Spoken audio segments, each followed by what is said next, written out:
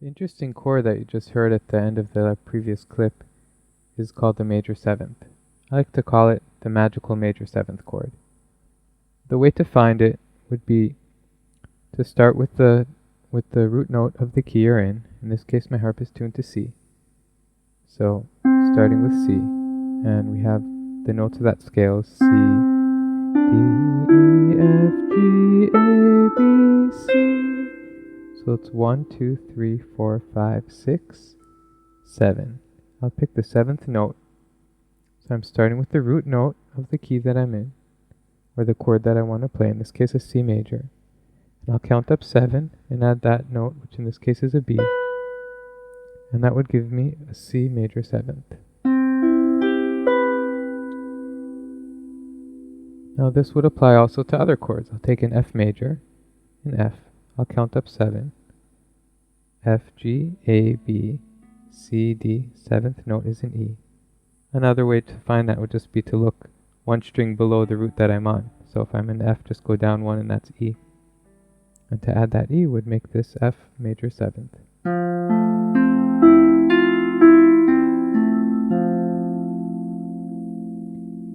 So the E and the F, it's really interesting because if you add these two notes that are next to each other, they sound very not magical and very not meditative in any way when they're next to each other like this. But when they're spread out,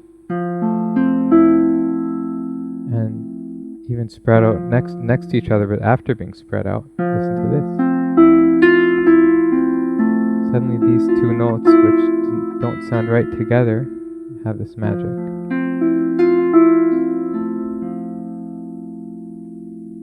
The way that I like to think of a major seventh is, and the meditative aspects to it, is that we know in general the major chords are like uppers, they're happy. You know, you have the major chords of a C major scale would be the C, F, and G.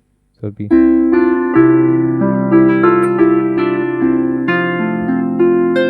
and F, G, C. That's the major chords. You can hear they're very positive and uplifting. And then the minor chords of the scale of C are A minor, E minor, and D minor. Those are like more contemplative, more in the sad, broken side. You can hear.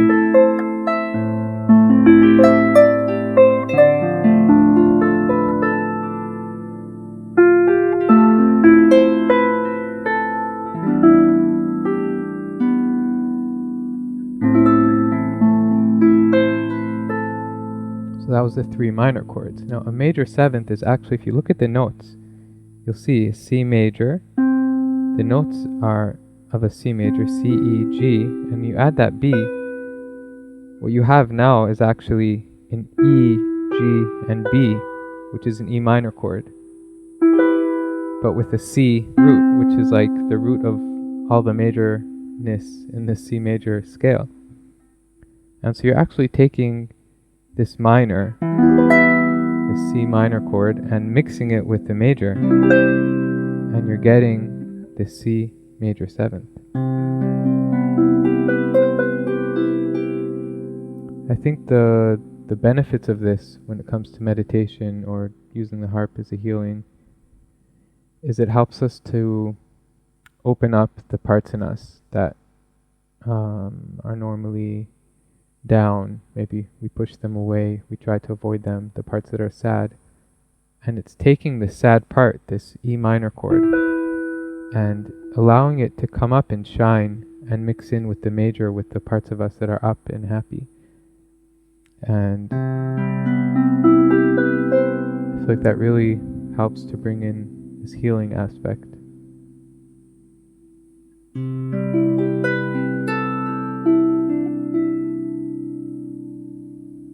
So we're going to go through a little meditation now.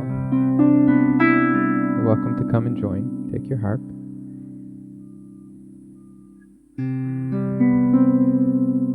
And the way that I connect to using a harp as a meditative tool. You know that meditation always has some sort of thing that's rooting you down, that's holding you. So that could be, it's often used as a mantra. people will meditate to a phrase that they keep on repeating. You have the Om meditation where people go Om and meditate to that. Sometimes people look at a color and meditate on a color. So we're using something to ground us, and to use that grounding as our ship, our boat, to sail into the sea of the meditative experience. So when I'm doing that with the harp is actually becoming that grounding boat, which is actually interesting because this harp in particular was, I apprenticed in building this with Rick Kemper, and he was a boat builder before he built harps. In building this round back, he actually explained to me how a lot of the techniques used is similar to what's used in boat building, different ideas and things of building the shape of a harp. So we're going to use the harp as our base for going into meditation. And we're also going to use the rhythm, a rhythmic pulse. That's something that's going to be holding us in. So we want to get a steady flow. Right now with my left hand I'm just playing C, E, G. And my right hand I'm finishing that octave, C, E, G. My left hand is coming to play the B, to throw in that major seventh. So it's C, G, C, B. This is just an example of just coming out now. The idea would be to explore your own place and not to copy, but to take these ideas and bring it to your own personal way. So try breathing, feeling the harp sitting on you, sitting on your body. Feel the reverberations of the wood. Let yourself hum along to the tune. And then I would start adding in a melody with my right hand. I'm starting on a G. You let your hand take you to wherever you go. You can join in you can sing to it. You can play a melody. You can take it whatever way. If you're not comfortable adding melody, you can just sing. Keep this like this.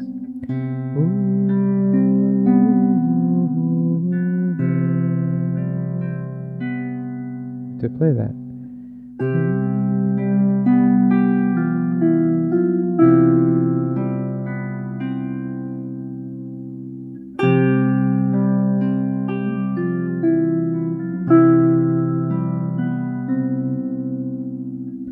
When I'm doing the melody and with my right hand, I'm letting my left hand complete that on its own. C, G, C, D.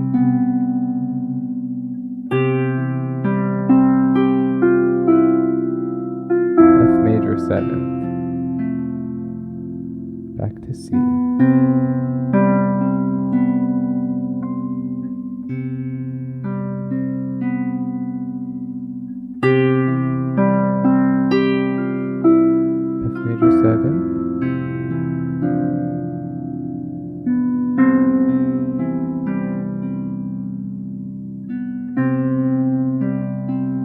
Don't forget to breathe.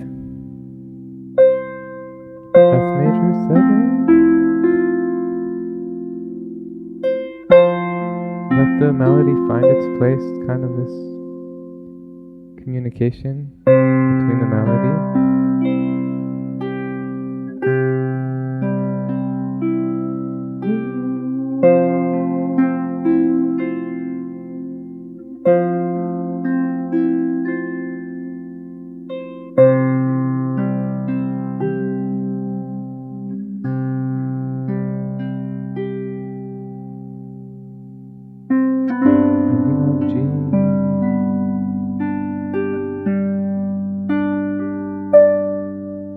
Back to F.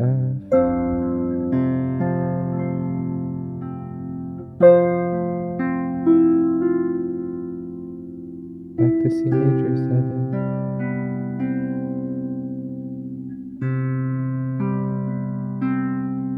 Let's try that and just add some really basic melody with the right hand. My left hand is doing this pattern of C, E, G, B, show that exactly would be my middle fingers on the C, pointers on the E, thumbs on the G. And then my hand comes up, pointer, second finger on the B, and thumb on the C.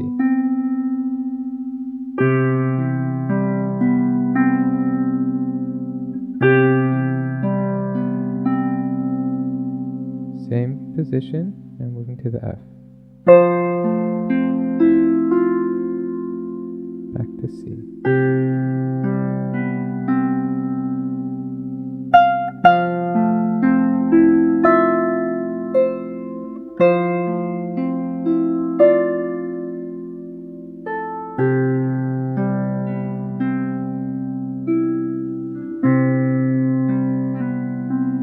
Now G.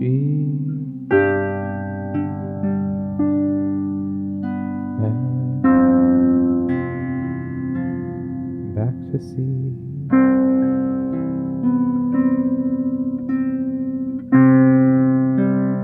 Let's try that again with the G.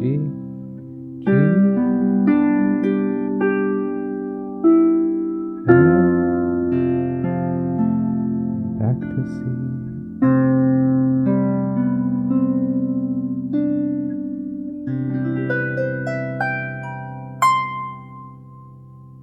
Oh, that last note, that beat snapped for me this morning, and I've been tuning it all day, again and again and again, to get that out.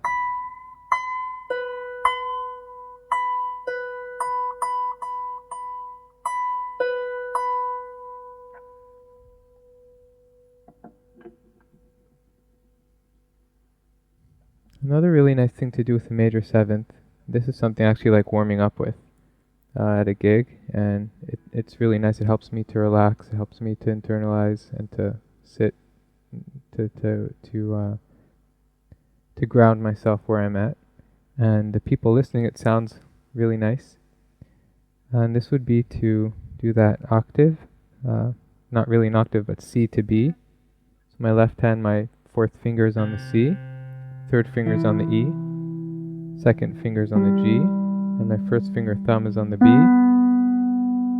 I'm going to do that with each hand and to let that just flow. So that would be.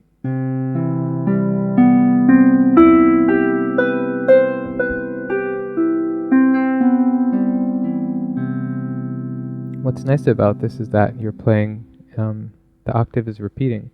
Normally if you would play an octave and try to do an arpeggio in octaves, so the first octave would be C to C, and then the next octave would be E to E, because you played that C with your left hand already. And then the next octave would be a G to G, and that's kind of, it's a harder hand positioning. This is really, what's nice about this, you're just copying the C to B in each octave, and it allows you to do this really nice. I'm coming, so after I do the first at the left hand, right hand, come with my left hand, after the B, after my thumb plays the B in my right hand, I'm playing that C, and then going back down. And try to get that into the rhythm, the flow. Let the flow be your ship, be your anchor. And to breathe with it, and to just do it at the speed that feels most comfortable to you.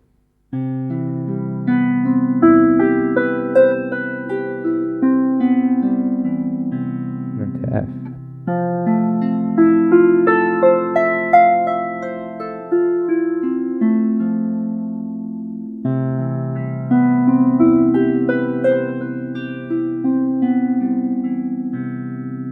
can try this also with any of the chords.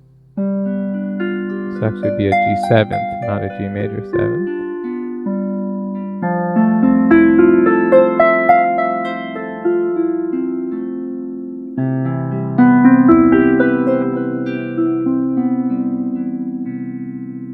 Practice on doing this quick. The idea though is to get it so that they're all evenly spaced, all evenly timed.